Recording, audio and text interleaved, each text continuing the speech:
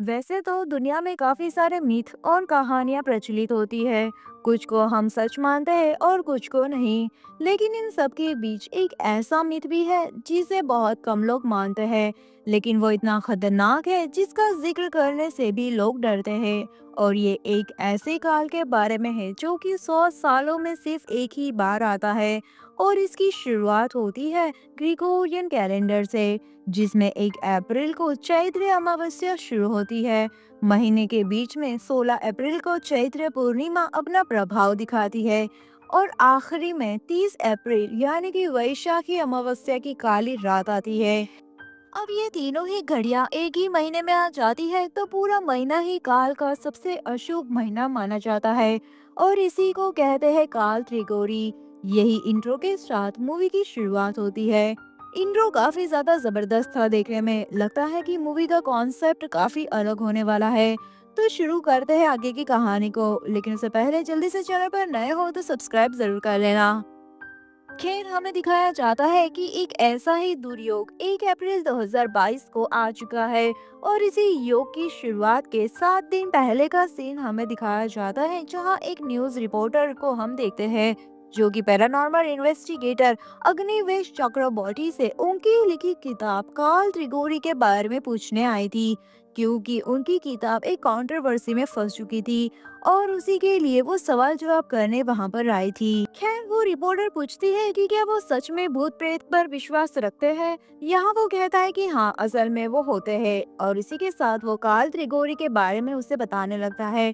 वो उसे एक कहानी सुनाता है जिसमें हजारों साल पहले पिशाची कबीले के लोग काल वैशाखी को मानते थे।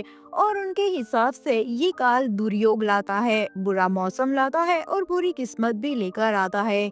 इसलिए इस काल से बचने के लिए और काल को खुश करने के लिए उसे काली बिल्ली भेंट कर देते हैं, यानी कि काली बिल्ली का सेक्रीफाइस करते थे। काल त्रिगोरी है ना, वो राक्षस का रूप ले लेता है जब ये तीनों काल एक साथ मिल जाते हैं।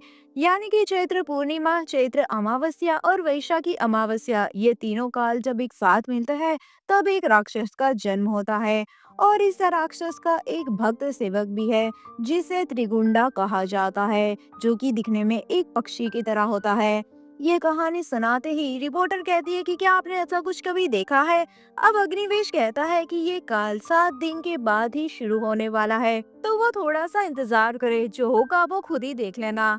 खैर, उसके बाद प्रोफेसर अग्निवेश के पास एक आदमी आता है जिसका नाम रविराज होता है।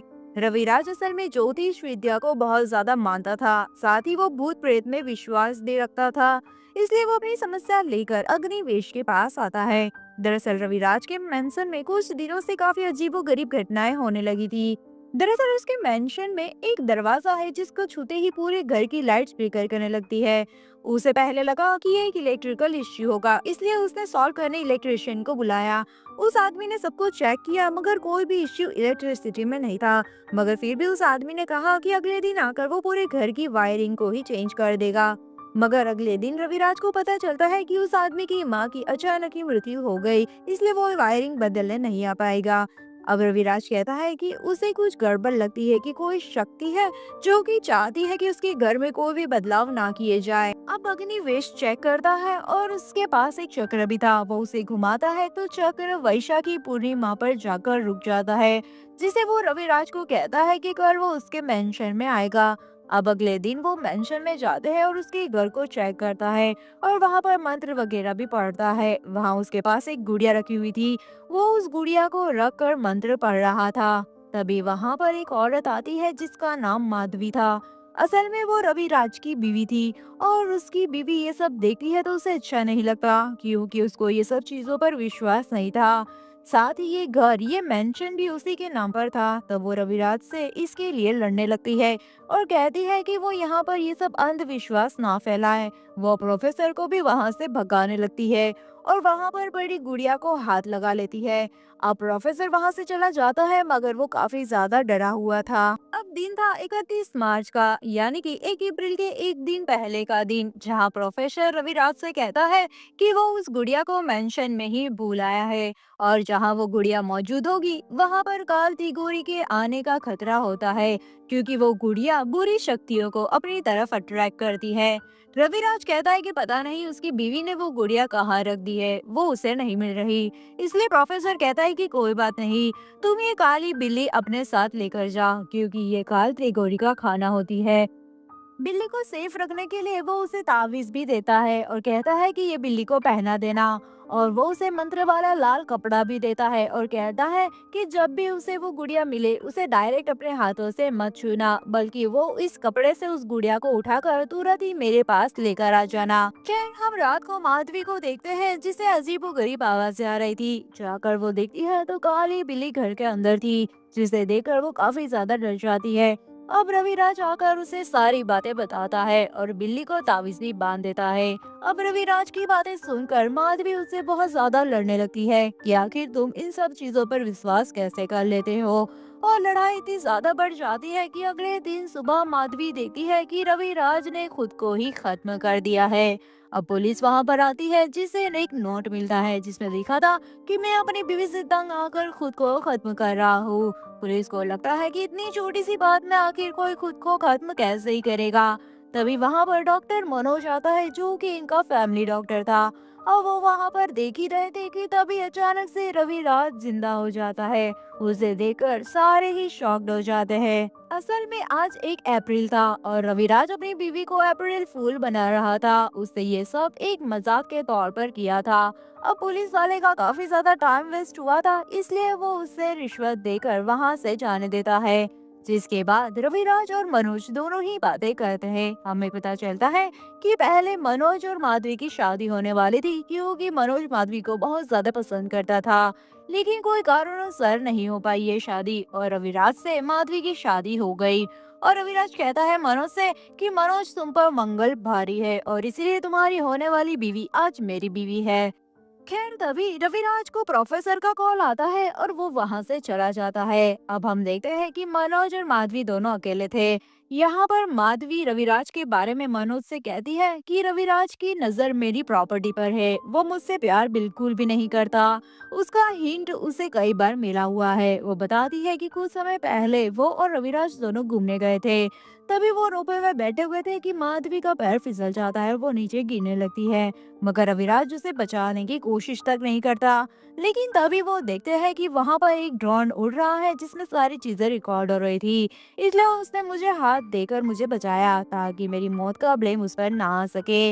यहाँ पर मनोज कहता है कि हो सकता है कि ये सब कुछ तुम्हारा वहम हो और रविराज ऐसा ना हो। तो वो कहती है कि रविराज का पहले भी काफी सारी लड़कियों के साथ अफेयर रहा है। अब यहाँ पर मनोज को ऐसा लगता है कि शायद हाँ, हो सकता है कि रविराज ऐसा ही हो। खैर हमें पता चलता है कि रविराज और माधवी की शादी कैसे हुई। असल में रविराज माधवी का पहला पति नहीं था, ये उसकी दूसरी शादी थी। माधवी के पहले पति का नाम आदित्य था और ये सारी प्रॉपर्टी भी उसी की थी। यहाँ पर उसकी एक दिन अचानक मौत हो जाती है, जिसके बाद ये सारी प्रॉपर्टी उसकी वाइफ यानी कि माधवी के नाम पर हो गई थी।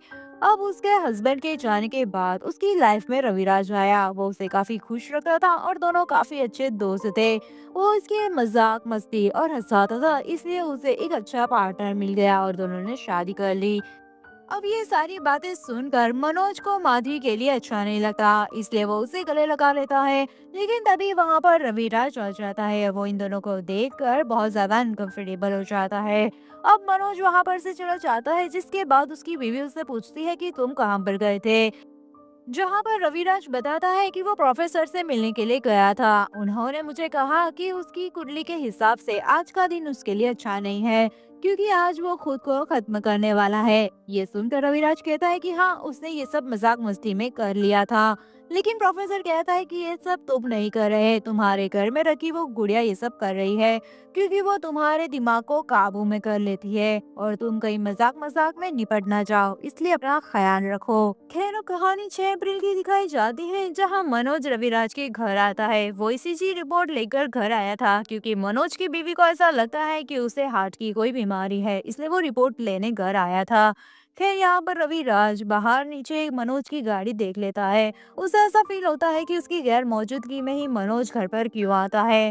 खैर वो ऊपर जाता है, जहाँ मनोज कहता है कि वो सिर्फ रिपोर्ट देने घर पर आया है। वैसे तो सब कुछ नॉर्मल है, लेकिन तुम्हारी बीवी को हार्ट अटैक के चांसेस ज्यादा है। ये सुनकर रविराज कहता है कि उसे कुछ नहीं होगा, क्योंकि उसकी कुंडली में ऐसा कुछ नहीं लिखा।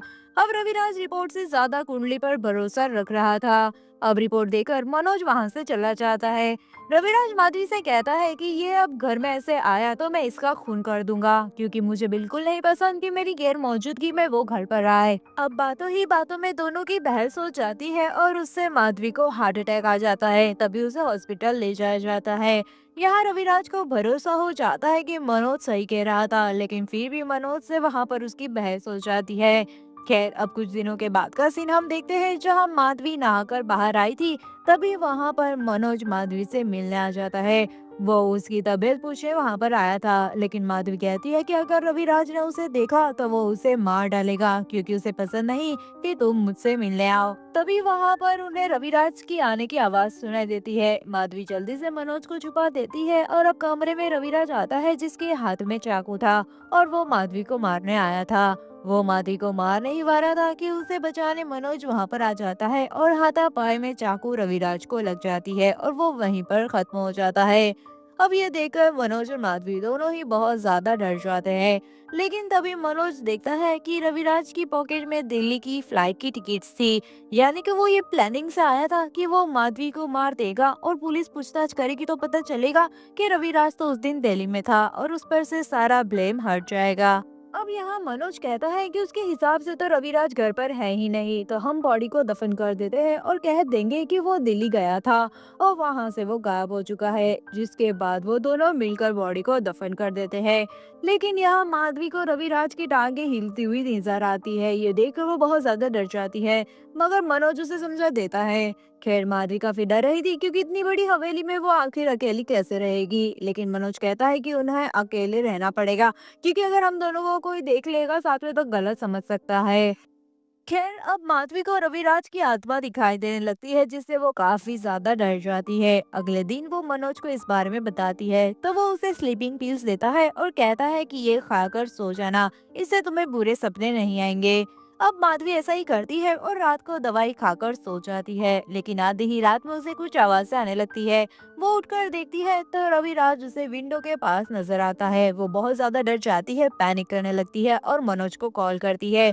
वो उसे बताती है कि उसे रविराज की आत्मा दिखाई दे रही है, जिससे मनोज कहता है कि ये कुछ भी नहीं है, सिर्फ दवाई का असर है, तुम सो जाओ। लेकिन तभी माधवी विंडो के पास देखती है तो वहां पर कोई भी नहीं था। उसे लगता है कि उसका कोई बुरा सपना होगा। लेकिन हम देख पाते हैं कि विंडो पर हाथ के निशान लगे हुए थे। अब माधवी को रविराज ने त्रिघोरे के बारे में सब कुछ बताया था, इसलिए माधवी को लगता है कि जरूर कोई काली शक्तियां यहाँ पर मौजूद है। अब रात में उसे तहखाने के दरवाजे से आवाज आने लगती है। वो जाकर देखती है तो किसी के जोर जोर से सांस लेने की आवाजें आ रही थी। वो काफी ज्यादा डर जाती है और खुद को शांत करती है। मगर तभी वो देखती है कि रविराज की रिंग नीचे गिरी हुई थी। ये देखकर वो काफी ज्यादा डर जाती है। वो मनोज को कॉल करती है और कहती है कि उन्होंने जब रविराज को दफन किया था तो उसने रिंग हाथ में पहनी हुई थी। अब ये रिंग यहाँ पर आखिर कैसे आई? तभी फोन से सिग्नल चला जाता है और फोन कट हो जाता है। हम देखते हैं कि बाहर मनोज का हाथ बाहर आ जाता है और वो बाहर निकल गया था। असल में मनोज जिंदा था और वो घर के अंदर आ जाता है। ये देखकर माधवी काफी ज्यादा डर गई थी और उसे हार्ट अटैक आ जाता है और वो वहीं पर खत्म हो जाती है। थोड़ी ही देर में हम देखते हैं कि रविराज के साथ एक और आदमी था, जो कि माधवी के पास था, और ये और कोई नहीं बल्कि मनोज ही था दोस्तों। असल में ये दोनों ने ही प्लान किया था माधवी को खत्म कर कर और उसकी सारी प्रॉपर्टी हथियाने का। और पहले मनोज इस सब में शामिल नहीं था। बाद में रविराज ने मनोज को अपने प्लान में शामिल कर दिया और कहा कि वो प्रॉपर्टी में से 25% उसे दे देगा, और मनोज उसकी बात मान जाता है। यहाँ पर रविराज ने ही मनोज को कहा था कि माधवी ना रही है, तभी तुम उसके रूम में जाना, और प्लान के हिसाब से वो तभी गया था। और यहाँ पर वो चाकू लेकर आया था, वो नकली था। असल में रूम में जाने से पहले रविराज ने हाथ में चाकू और नकली खून भी ले लिया था, जिससे हाथापाई के दौरान वो खुद को मार सके। ये सब प्लानिंग उन्होंने इसलिए की ताकि माधवी की मौत असली यानी कि नेचुरल लगे। अब ये दोनों माधवी को उठाकर बेड पर लिटा देते हैं, जिससे कि वो कह सके कि मौत सोते हुए हार्ट अटैक में ही हो गई। अब मनोज अपने साथ एक दवाई लेकर आया था, जो कि वो रविराज में इंजेक्ट करेगा, जिससे कि साफ साफ दिखाई दे कि माधवी की मौत का सदमा रविराज को लगा है। 100,000 करोड़ प्रॉपर्टी का सवाल था, उन्हें ये सब कुछ असली दिखाना था, इसलिए वो ये सब कर रहे थे। अब मनोज उसे इंजेक्शन लगा देता है जिससे कि सदमे में आकर रविराज बेहोश हो गया था। अब उसे 3 दिन के बाद होश आता है जहां मनोज उसके साथ ही था। वहां पर पुलिस ऑफिसर रविराज से पूछताछ करने आया था और उसके पास माधवी के खत्म होने की खबर भी थी। ये देखकर रविराज को फाइनली ऐसा हो जाता है कि माधवी अब इस दुनिया में नहीं रही। लेकिन पुलिस ऑफिसर अभी भी उसे पूछताछ करने आया था जहां मनोज कहता है कि इसकी अभी हालत नहीं है बयान देने की। जब उसकी हालत अच्छी हो जाएगी वो खुद बयान देने आ जाएगा। अब मनोज यहाँ पर रविराज को सारी चीजें बताने लगता है कि उसे पुलिस के सवालों के जवाब कैसे देने हैं। खैर अब ये दोनों मेंशन में आते हैं जहाँ रविराज को बिल्ली का ख्याल आता है। वो बिल्ली दिखाई नहीं दे रही थी इसलिए वो दोनों मिलकर बिल्ली को ढूंढने लगते हैं। तभी उन्हें बिल्ली तहखाने में नजर आती है और वो उसे मिल जाती है। अब अगले दिन पुलिस ऑफिसर वहां पर आता है और वो काफी ज्यादा पूछताछ करते हैं क्योंकि पुलिस ऑफिसर को ये यकीन था कि इन सबके पीछे कहीं ना कहीं रविराज का ही हाथ है। तभी उसे वहां पर विंडो पर हाथों के निशान दिखाई देते हैं और वो इस बारे में उनसे पूछता है। तो वो दोनों कह देते हैं कि घर के नौकर ने साफ सफाई की होगी जिससे उसके हाथों के निशान वहां पर लगे हुए होंगे। खैर वो वहां से चला जाता है जिसके बाद रविराज सारे सबूतों को मिटाने में लगा था। तभी उसकी नजर वही डॉल पर जाती है और वो जल्दी से उस डॉल को उठा कर कबर्ड में रख देता है। तभी वहां पर मनोज आता है और उससे कहता है कि जल्दी से विंडो पर लगे हाथ के निशान को साफ करने होंगे। तो चलो रविराज वहां से चला जाता है जिसके बाद जब वो रूम में वापस लौट कर आता है तो वो चौंक जाता है क्योंकि वो डॉल जिसको उसने अभी ही कबर्ड में रखा था वो अब बाहर रखी हुई थी। ये देखकर वो काफी ज्यादा डर जाता है और मनोज भी ये देखकर डर गया था। अब रविराज प्रोफेसर को कॉल करता है और कहता है कि उसे वो गुड़िया मिल गई है। प्रोफेसर कहता है कि उसे छूना मत, तुमको जो लाल कपड़ा दिया था ना बस उसी लाल कपड़े में बांध कर मेरे पास जल्द से जल्द लेकर आओ। अब रविराज कहता है कि उसने तो उस गुड़िया को हाथ लगा लिया है। प्रोफेसर कहता है कि तुम पर अब खतरा मंडरा रहा है, तुम घर से बाहर मत निकलो। इसलिए रविराज मनोज से कहता है कि वो इस गुड़िया को लेकर प्रोफेसर के पास चला जाए और वो घर पर ही रुकता है। मनोज जैसा ही करता है और वो गुड़िया को लेकर जाने लगता है लेकिन रास्ते में उसे माधवी की आत्मा दिखाई देने लगती है जिससे वो काफी ज्यादा डर गया था और रविराज को कॉल करता है। रविराज भी ये सुनकर बहुत ज्यादा डर जाता है। तभी कॉल पर माधवी की आवाज आने लगती है जो कि कहती है हेलो बेबी और सीन यहीं पर कट हो जाता है। थोड़ी ही देर में मनोज जख्मी हालत में मेंशन पर आता है, उसे काफी सारी चोट आई थी। अब वो अल्कोहल को लेकर अपने जख्मों पर लगाने लगता है और साथ में थोड़ी पी भी लेता है जिससे उसे नशा चढ़ जाता है। और नशे में वो गुड़िया को हाथ में ले लेता है और उसे चैलेंज करने लगता है। रविराज उसे रोकने की काफी कोशिश करता है मगर वो नशे में था। वो यहाँ पर जो गुड़िया थी ना उसके ऊपर अल्कोहल डालने लगता है और उसे जला लेता है। जलाते हुए वो उसे तहखाने में ले जाता है। अब रविराज उसे देखने के लिए तहखाने में जाता है तो वहां पर मनोज की लाश पड़ी हुई थी। ये देखकर वो बहुत ज्यादा डर जाता है और वहां से भागने लगता है। तभी सामने माधवी की आत्मा उसे दिखाई देती है जिससे कि उसे सदमा लग जाता है और हार्ट अटैक आ जाता है। हार्ट अटैक आने की वजह से वो वहीं पर खत्म हो गया था। अब कहानी में आता है ट्विस्ट दोस्तों। दरअसल ये सारी प्लानिंग होती है माधवी और मनोज की। दरअसल इन दोनों ने मिलकर ही ये सब कुछ किया था क्योंकि माधवी को कई दिनों से ऐसा लग रहा था कि रवि राज ने ही उसके पहले पति को खत्म किया और उसकी सारी प्रॉपर्टी वो हथियाना चाहता है। और उसी चीज को कंफर्म करने पहले उसने हार्ट अटैक का प्लान बनाया ताकि उसे पता चल सके कि क्या रविराज सचमुच मुझे मारना चाहता है या नहीं। यह रविराज ने ऐसा ही किया और उसने मनोज को अपने प्लान में शामिल कर लिया। माधवी को खत्म करने की कोशिश की थी उसने। इसीलिए इन सारी चीजों का बदला लेने के लिए उन लोगों ने ये सब कुछ किया। बाकी सब कुछ उन्होंने जो किया पुलिस वगैरह वो सब कुछ फेक था जो कि उनके नाटक का एक हिस्सा ही था। खैर वो उसकी बॉडी को लिटा देते हैं ताकि मौत एकदम नेचुरल लगे। जिसके बाद मनोज वहां से चला जाता है। रास्ते में वो देखता है कि मौसम बहुत ज्यादा बुरा हो रखा था। वो माधवी को कॉल करके कहता है कि आज वैसाखी अमावस्या है तो वो अपना ध्यान रखे। लेकिन माधवी कहती है कि उसने तो बिल्ली को घर से बाहर भेज दिया है और उसे इन सब बातों पर विश्वास नहीं है। दूसरी ओर हम देखते हैं कि बिल्ली बाहर से गायब हो चुकी है यानी कि काल त्रिगोरी का आगमन हो चुका है। यहाँ घर का दरवाजा अचानक कोई नॉक करता है और माधवी खोलने जाती है तो वहां पर काल त्रिकोणी था। वो माधवी पर भयानक तरीके से हमला कर देता है और वहीं पर उसे खत्म कर देता है। और इसी के साथ ये मूवी यहीं पर खत्म होती है। तो कैसी लगी आपको ये मूवी की कहानी मुझे कमेंट करके जरूर बताना। मिलते हैं नेक्स्ट वीडियो के एक्सप्लेनेशन में, तब तक के लिए अपना ध्यान रखिए। Bye bye.